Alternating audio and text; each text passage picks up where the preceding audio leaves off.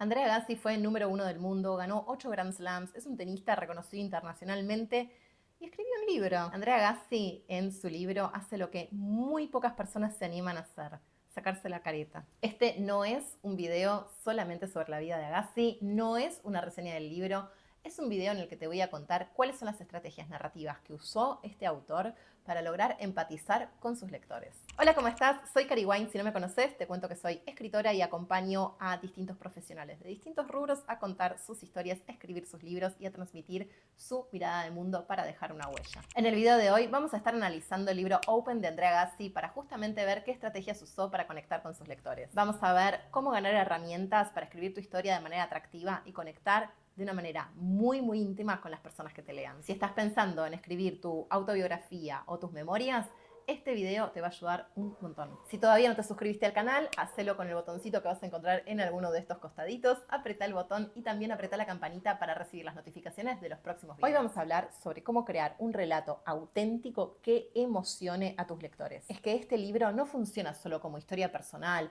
o como mero rejunte de anécdotas personales sobre la historia o dónde creció el autor, sino que lo que hace es contar el lado B de su historia. Es una suerte de catarsis personal en donde se cuenta lo que nunca se contó, pero que a la vez lo construye desde otro lugar como ídolo popular. Arranquemos, porque hay mucha tela para cortar. Antes de escribir Open, todos conocíamos a Andrea Agassi como ese ídolo perfecto. Un tipo que triunfó desde joven, que era como un rockstar dentro del tenis, una suerte de deportista y de ídolo inmaculado que todo lo podía, y de alguna manera se acercaba bastante. ¿Recuerdan la película Hércules de Disney, en donde se construye esta estrella? Bueno, era una suerte de Hércules a mirada de todo el mundo, ¿sí? Todas las personas lo veían como alguien que podía lograr todo lo que se propusiera. Además, era rebelde, carismático, salía en las portadas de las revistas. Era también una suerte de ídolo mainstream que combinaba moda, talento deportivo y, bueno, y su belleza hegemónica.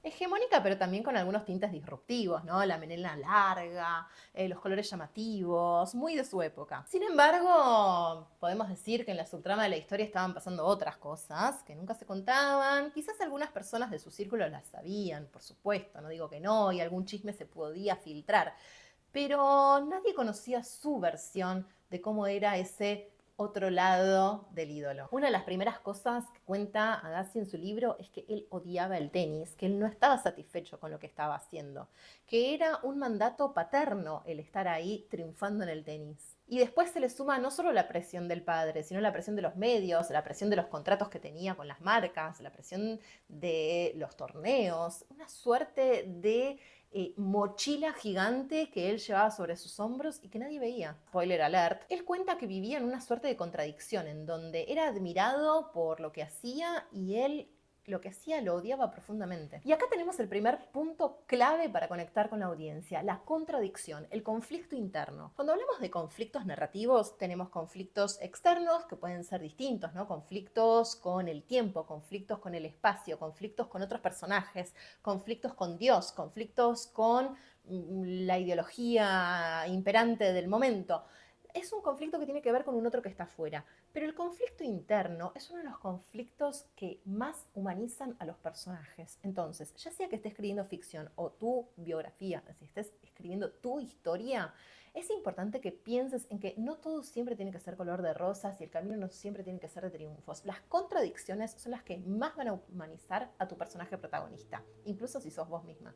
En el caso de Agassi tenemos un número 1 del mundo del tenis que odia jugar al tenis. Tenemos un personaje al que todo el mundo admira, pero que a la vez no siente que se conozca a sí mismo, que no sabe quién es, qué le gusta, qué quiere para la vida. Y todo este choque recién lo vamos a conocer, si bien podemos, bueno, ver algún rastro en alguna entrevista previa y demás, lo vamos a conocer profundamente a través de su libro. Por eso le da este tinte confesional, este tinte de te estoy contando lo que no le dije a nadie. Segundo punto que vamos a ver es el tema del género que elige, porque no es una autobiografía convencional.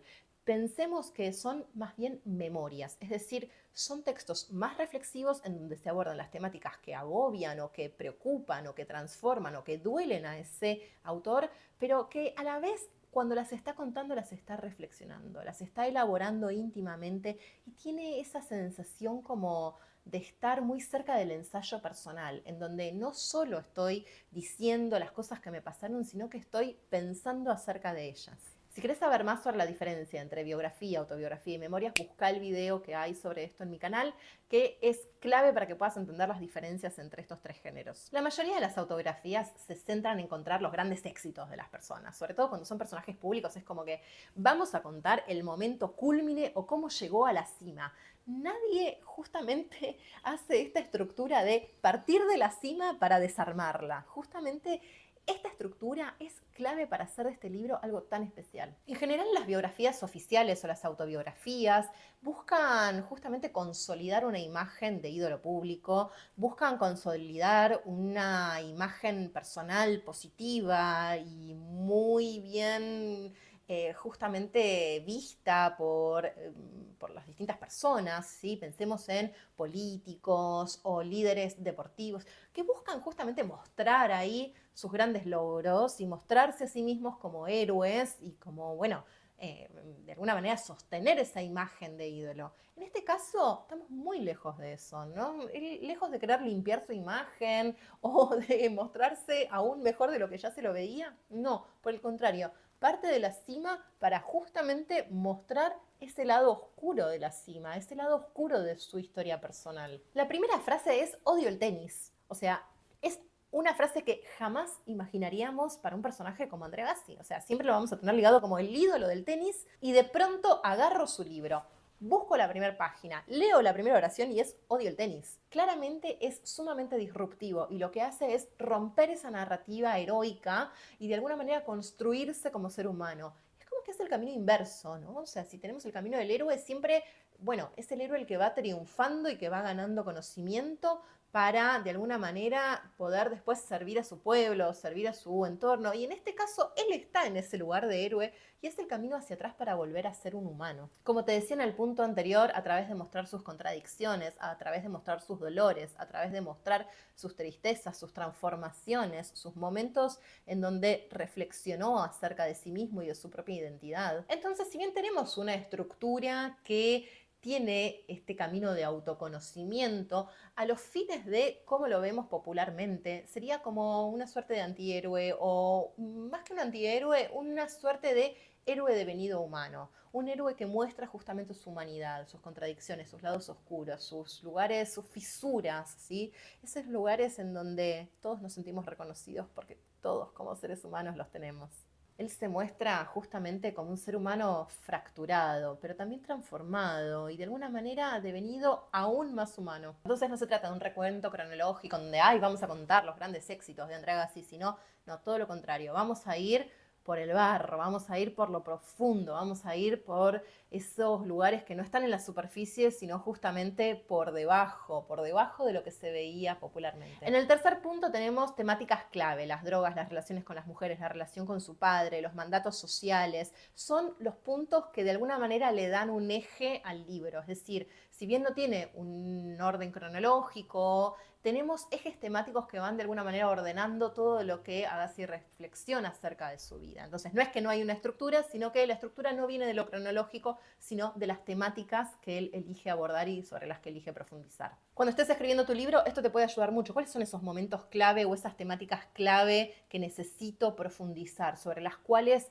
quiero, bueno, hacer una suerte de acentuación, hacer algún tipo de insistencia, mostrar algún tipo de profundidad? Agassi lo hace con la relación con su padre, esto es clave para un montón de lo que viene después, con la confesión del uso de drogas, algo que quizás se había comentado en algún momento públicamente, pero que se termina de conocer de primera mano con este libro. En un momento habla de la peluca, de cuando se le cae el cabello, o sea, muestra realmente un lugar muy vulnerable, muy expuesto de su identidad y de su historia. Y el vacío existencial, un vacío que todos tenemos. ¿Por qué estoy en esta vida? ¿Para qué estoy? ¿Por qué hago lo que hago? Son preguntas que todos los seres humanos nos hacemos y cuando las vemos en una persona como Andrea Agassi, bueno, nos vuelven de otra manera. Entonces, estas grandes preguntas existenciales, estos grandes ejes temáticos, son los que atraviesan el libro y de alguna manera le dan ese hilo conductor, le dan justamente ese devenir de los hechos que, por más que no sea cronológico, nos da una sensación de orden, nos da una sensación de que las cosas van transcurriendo y transformándose. Para cerrar, quiero destacar qué es lo que este libro te enseña a vos que estás queriendo escribir tu propia historia. Vamos a ver 4 puntos claves que quiero que te lleves de este libro para cuando escribas el tuyo. El primero es que la vulnerabilidad es un superpoder narrativo. Muchas personas tememos sentirnos, mostrarnos frágiles o vulnerables para un público y solamente queremos mostrar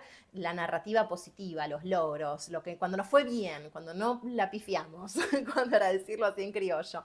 Y esto viene mucho también de las redes sociales. Piensen en Instagram, o estás scrolleando y todos están, o se están casando, o están en la playa, o están teniendo un hijo, o están de vacaciones en no sé dónde, o están con un ascenso, o están en una cena con amigos, en donde siempre la estamos pasando bien, siempre todo es perfecto. Entonces, esta narrativa es una suerte de ficción que nunca muestra ese lado B. Los libros son un lugar perfecto para mostrar eso que no mostrás en tus redes sociales, eso que no mostrás con tu marca personal, más que, bueno, como algún intersticio o algo que se salpica o alguna historia así que eventualmente contás en una, bueno, justamente en una historia de Instagram, pero que es efímera, que no queda ahí fijada.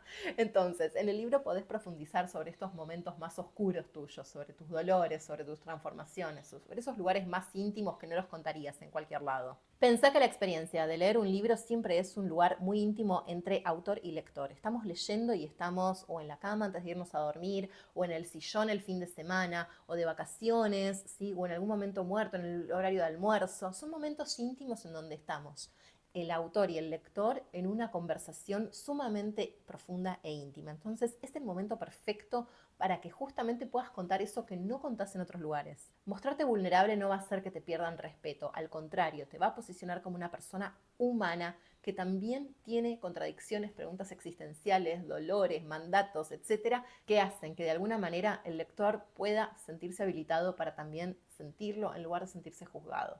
Para un líder o para un profesional que tiene una práctica pública, ya sea en redes sociales, en conferencias o en el circuito que se maneje, esto es clave. ¿Por qué? Porque es una invitación a salirse del discurso de todos son éxitos en mi vida y mostrar esos lados oscuros, esos lados en donde hay puntos de inflexión, en donde hay transformaciones, en donde hay un trabajo de autoconocimiento, en donde cometimos errores, en donde, bueno, también nos pasaron cosas.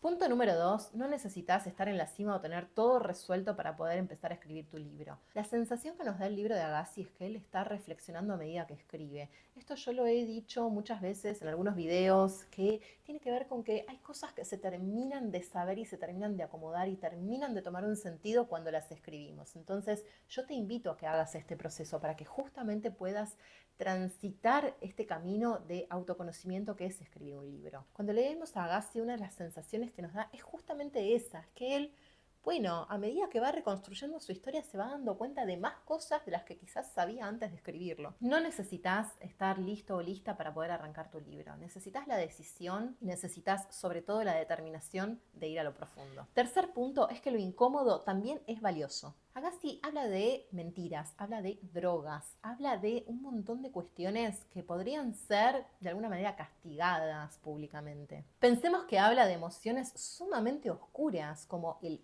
odio hacia el tenis, el odio también que sentía con la presión de su padre, de los medios y de todo el entorno, victorias que se sentían como fracasos. Todas esas contradicciones, todos esos lugares oscuros son sumamente ricos a nivel narrativo. O sea, no hay relato sin una transformación y no hay una buena historia sin un conflicto. Entonces, ya sea que sean conflictos internos o conflictos externos, lo que necesitas son conflictos para hacer un libro atractivo y atrapante. El cuarto punto es que tu historia puede ser una inspiración y una herramienta para otros. No necesitas una narrativa heroica, no necesitas haber, no sé, subido al Everest o nada así extraordinario para contar quién sos y contar tu humanidad y de esa manera inspirar a otras personas. Muchas veces esas historias personales son las que hacen que después podamos dar un concepto, un conocimiento de una manera más amena, más atractiva, más de alguna manera, bueno, justamente que no llegue desde el mandato y desde el deber ser, ¿no? Porque supongamos un nutricionista, hay que comer esto y hay que comer lo otro y hay que comer lo otro. No, pueden contar una historia, bueno, yo siempre creí, a mí en la universidad me enseñaron, contar esos momentos, contar los errores, contar los fracasos, contar las cosas que no iban bien y cómo eso se fue modificando, hace que después cuando podemos compartir el concepto, el lector los recibe de otra manera, ¿sí? De esa manera es importante, ya sea que escribas una autobiografía o que estés escribiendo un libro más conceptual, más de divulgación sobre tu ciencia, esas historias personales van a enriquecer mucho la experiencia de lectura y de esa manera van a generar otro vínculo con el lector que va a hacer que reciba la información que tenés para darle de otra manera. En resumen, y para ir cerrando, Open es un excelente ejemplo que nos enseña cómo hacer que un libro sea sumamente atractivo desde una historia personal, mostrando vulnerabilidad, rompiendo con ciertas estructuras y también animándonos a contar el lado oscuro de las cosas. Y además nos enseña que cuando un líder se anima a contar su historia sin filtros y con verdades, no solo va a crear un buen libro, va a crear un punto de inflexión en su carrera. ¿Querés más consejos sobre cómo estructurar tu libro? Suscríbete a este canal y mira todos los videos que tengo para compartirte y justamente acompañarte en el proceso de escritura de tu libro. Déjame en los comentarios cuál de las estrategias que usó Andrea Agassi en Open vas a usar para tu próximo libro. Te mando un beso enorme y nos vemos en el próximo video.